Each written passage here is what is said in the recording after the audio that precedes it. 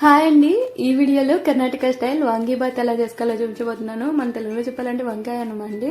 So ఇది క్విక్గా prepare చేసేయచ్చు అనమాట. ఒకసారి వాంగీబాత్ మసాలా కనుక మనం ప్రిపేర్ చేసి పెట్టేసుకుంటే ఎప్పుడు కావాలంటే అప్పుడు ఈజీగా చేసేసుకోవచ్చు. రైస్ అయితే దీన్ని ప్రిపేర్ చేసుకోవడానికి ఫస్ట్ నేనైతే ఇక్కడ 1 టేబుల్ స్పూన్ మినప్పప్పు, 1 టేబుల్ స్పూన్ వరకు శనగపప్పుని యాడ్ చేసుకుంటున్నాను. వీటితో పాటు 1/2 టేబుల్ స్పూన్ అంతా ధనియాలను కూడా యాడ్ చేసుకోవాలి.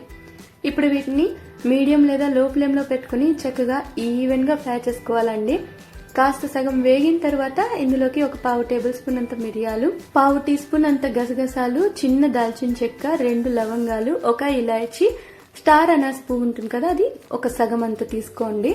వీటితో పాటు ఎండు కొబ్బరి ముక్కలు అండి. నేనైతే ఇక్కడ 2 టేబుల్ స్పూన్లు అంత ఎండు కొబ్బరి తీసుకున్నాను, బాగా సన్న సన్న ముక్కలుగా. అలాగే కారానికి సరిపడా ఎండుమిరపకాయలు నేను 7 వరకు యాడ్ చేశానండి.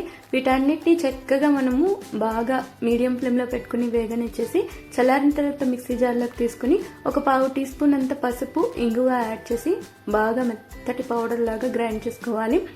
ఈ విధంగా మనం పౌడర్ని గ్రైండ్ చేసుకుని ఒక 6 మంత్స్ వరకు కూడా స్టోర్ చేసుకోవచ్చు అనమాట. కావాల్సినప్పుడల్లా దీన్ని యూజ్ చేసేసుకోవచ్చు.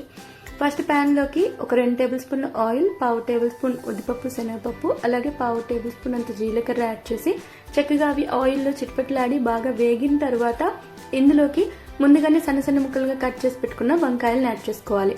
నేను ఇక్కడ 4 వంకాయలని సన్నగా, అంటే పొడవాటి వంకాయలండి, సన్నగా చిన్న చిన్న ముక్కలుగా కట్ చేసి తీసుకున్నాను.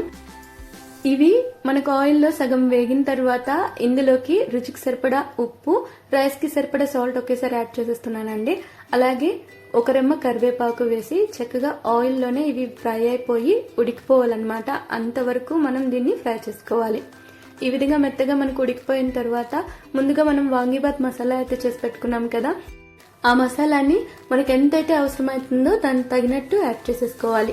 నేను ఇక్కడ 2 టేబుల్ స్పూన్లు అయితే ఫస్ట్ యాడ్ చేసేసి వంకాయ ముక్కలకి బాగా పట్టే విధంగా కలుపుకుంటూ 1 నిమిషం పాటు ఫ్రై చేసుకోవాలండి.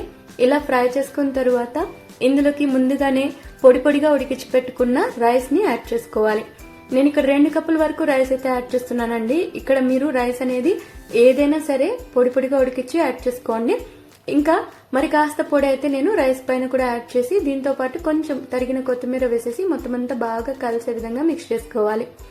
ఇక్కడ ఈ మసాలా పొడి యాడ్ చేసుకుంటాం కదా, వాంగీబాత్ మసాలా, అది మీకు టేస్ట్ ఎక్కువ యాడ్ చేసుకుంటే కొంచెం కారంగా తినడానికి చాలా బాగుంటుంది. లేదు మేము కొంచెం తక్కువ కారం తింటామనే వాళ్ళు తక్కువగా కూడా యాడ్ చేసుకోవచ్చు. అంతే అండి, నిమిషాల్లో రెడీ అయిపోతుంది. చాలా టేస్టీగా ఉంటుంది. ట్రై చేయండి. నచ్చినట్టయితే లైక్, షేర్, ఇంకా కామెంట్ చేయండి. ఛానల్ని సబ్స్క్రైబ్ చేసేసుకోండి.